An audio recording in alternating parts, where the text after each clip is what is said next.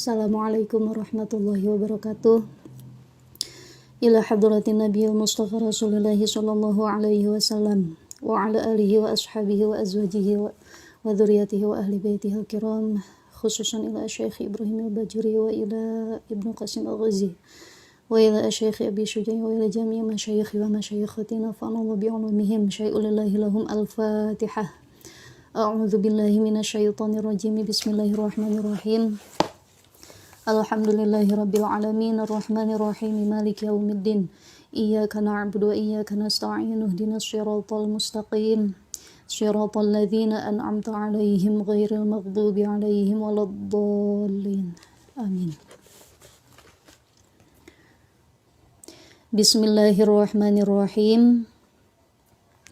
Wathani satru launil aurati indal qudrati walau kana asyakhsu khalian fi dhulmatin. Pada kesempatan kali ini saya ingin membahas seputar salah satu syarat wajib sholat sebelum masuk ke dalam praktik sholat itu sendiri, yaitu apa? Salah satunya di sini satrul aurati, menutup aurat. Namun di sini yang ingin saya titik beratkan yaitu tentang kaifiyah pemakaian mukena yang benar bagi para muslimah yang hendak melaksanakan sholat, baik itu sholat 5 waktu maupun sholat sunnah yang lain-lainnya. Nah, sebab begini, sebentar lagi kan kita itu akan memasuki bulan suci Ramadan, bulan dimana nanti kita akan melakukan sebuah kegiatan yang dinamakan sholat tarawih berjamaah. Kemudian disambung nanti setelah habis Ramadan ada perayaan hari Idul Fitri, di mana pada Idul Fitri tersebut kita akan melaksanakan sholat sunat Id. Nah, biasanya suka ada ya beberapa wanita termasuk saya, kalau sholat tarawih atau sholat id itu kan suka dijadikan ajang untuk saling pamer mukena. Ini nggak apa-apa, namanya pamer itu ya manusiawi, nggak masalah, asal jangan kebiasaan. Nah, ini kan suka ada kalau lagi tarawih itu saling tanya, oh kamu mukenanya bagus, mereknya apa? Oh mereknya apa? Sari Ayu Martati Laar misalkan. Oh pantesan bagus, glowing mukenanya. Nah, oh kamu mukenanya bagus juga, mereknya apa? Oh mereknya saya mukenanya misal, oh ini hadiah dari Bank BRI. Nah ini suka ada ajang saling apa? Saling tanya, saling pamer ya mukena-mukena baru mereka.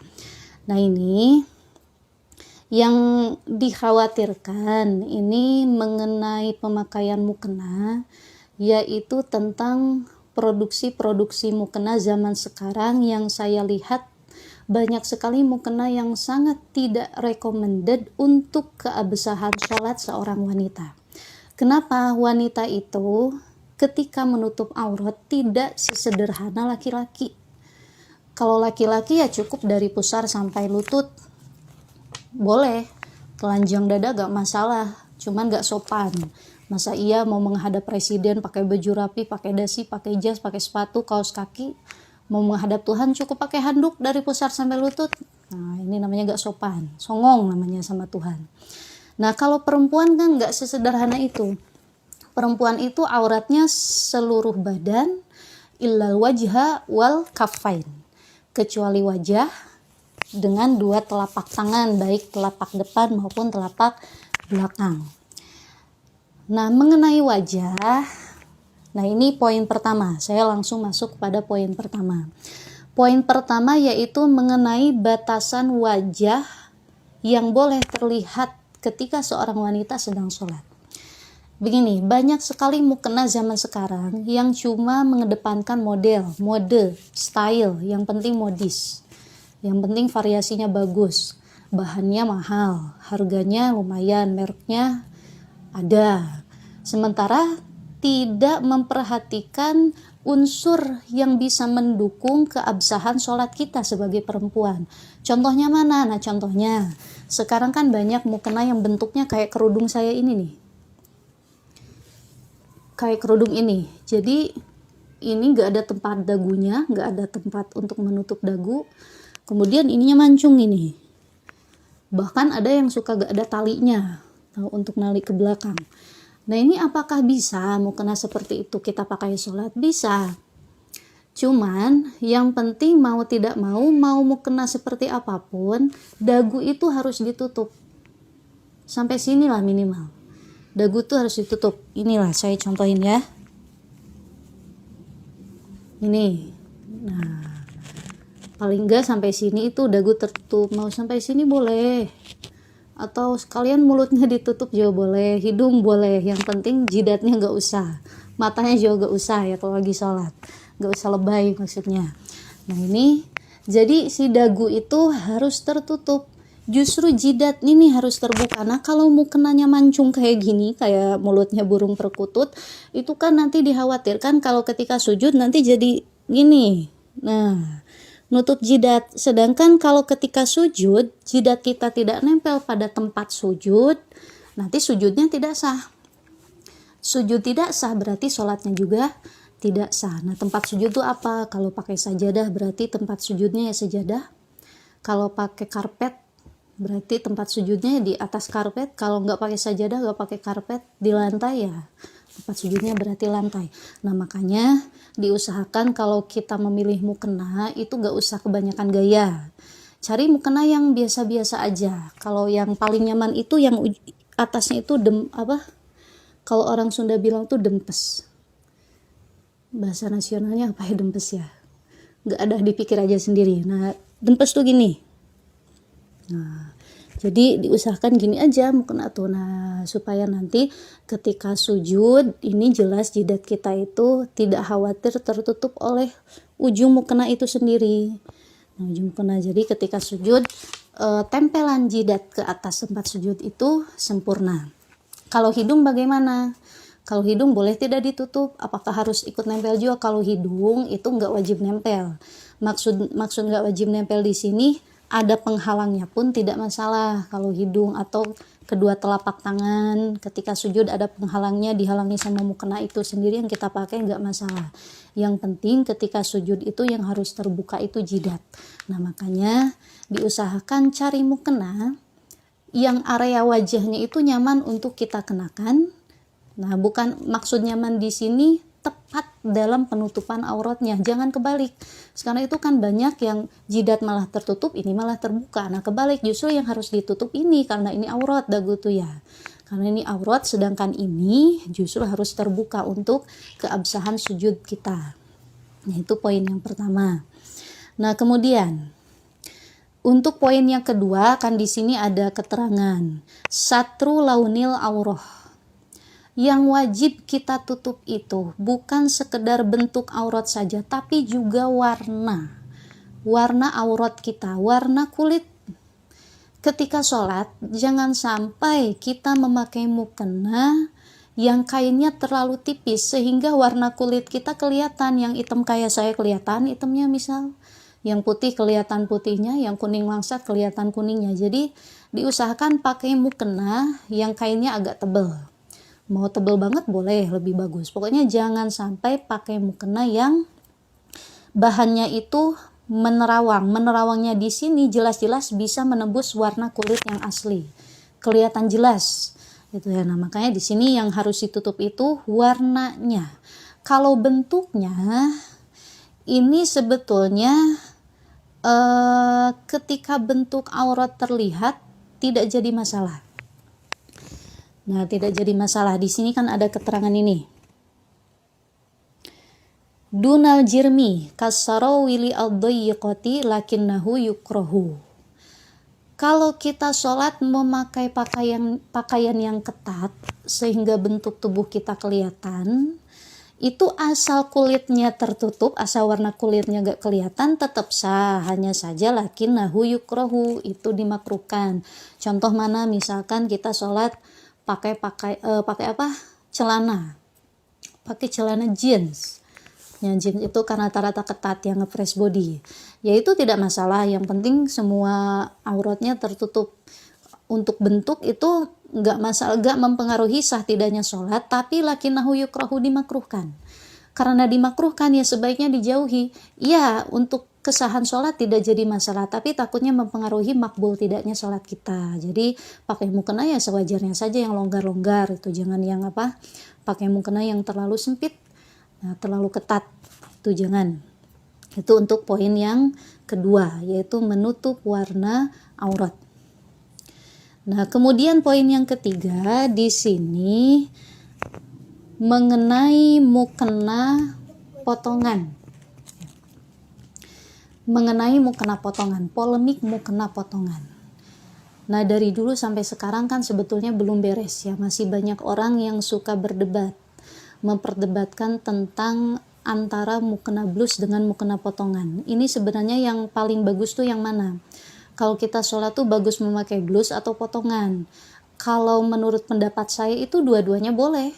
Mau pakai blus silahkan, ya lebih bagus. Mau pakai potongan juga tidak apa-apa.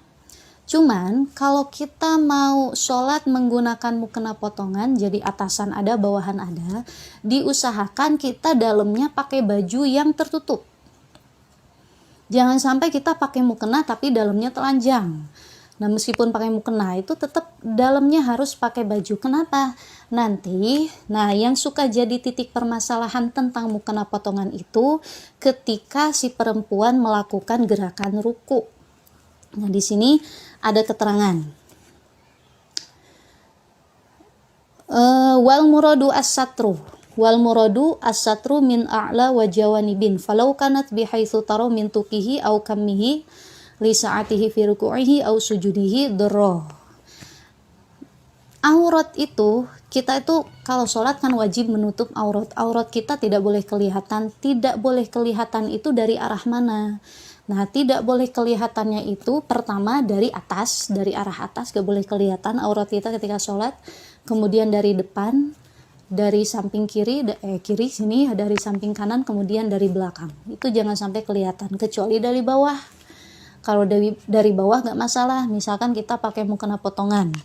Mukena potongan itu kan ujung bawahnya itu pasti berlubang, ada lubang hawanya kan, nggak ngepres ke badan kita. Jadi ibaratnya kalau ada orang ngintip dari bawah bisa.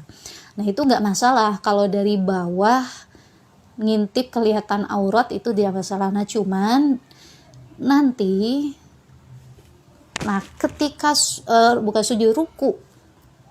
Nah, ketika kita ruku, posisi dada dan leher kita tuh kan jadi ke bawah.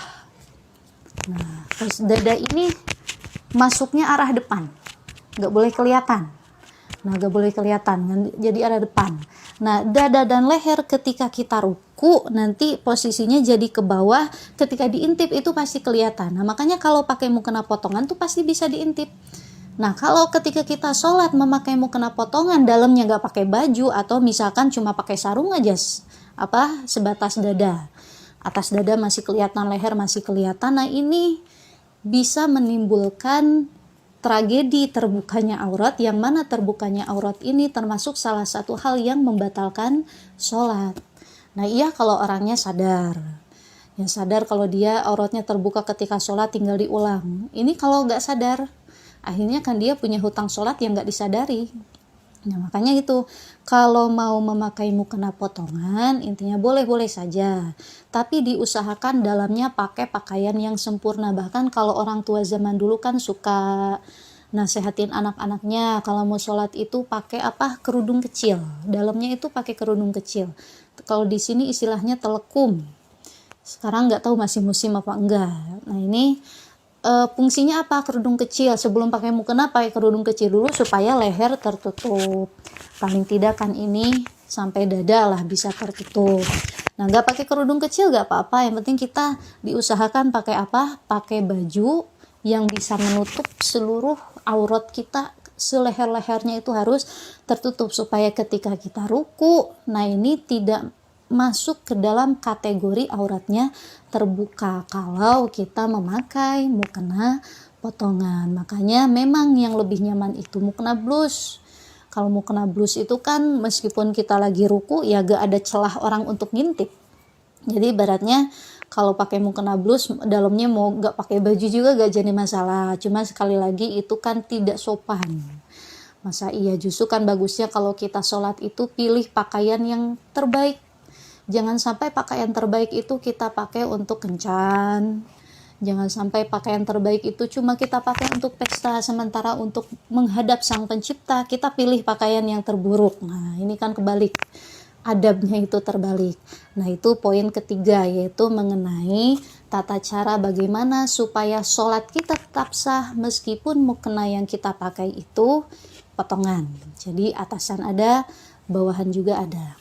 Nah, itu mungkin 3 poin penting yang ingin saya sampaikan pada kesempatan kali ini. Jadi sekali lagi, khususnya kita bagi wanita, mari kita sama-sama untuk membenahi cara kita menutup aurat ketika sholat. Nah, ini untuk mukena blus pun sama. Ada titik kelemahannya, yaitu apa? Mukena blus itu kan biasanya ada tangannya. Diusahakan si tangan mukenanya itu ujungnya itu sempit ya. Jangan terlalu terbuka lebar. Apalagi kalau gak pakai pengait yang suka dikaitin ke ke jari.